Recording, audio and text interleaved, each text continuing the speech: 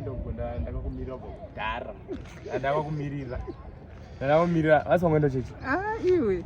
Ndachingokufunga. Sure wewe. Ngwani sure.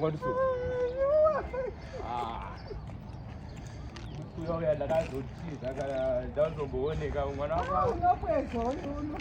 Kondadi. Dadi. Mwana wako aenda kuti chikora unakona ndoramba bvo yangu izozvina nako.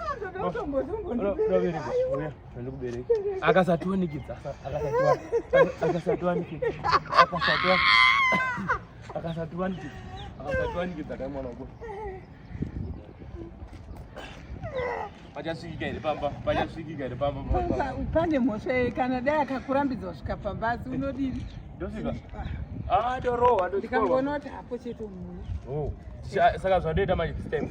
Ndoita kufona. Ndoita kufona. Endewo manje. Zvaunda kwandiri usambosvirira asiswa nenzira zichalero. Zichare. Ndongotaura nini? Akatya zichare. Slim body inotya zichare. Akandichoramba bezvembabvu yangu yasina kutambudzika. Forget about it. Saka apa zvandoita manje ndakauya kabva. Ndokubvunza kuti ari peri kana kuti kaka ndichingokuchipa ndouya. Iwoye zvazvinakuita sika yekukiya muti. Ukiya iri.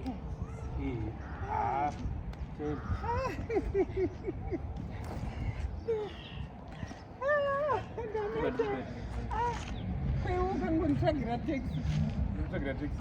Aiwa mira ndikuperekedza. Taxi padhuze kuite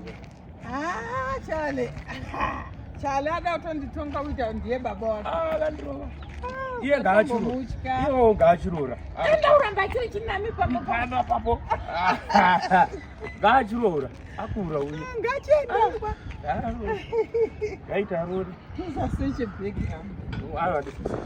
Tokata.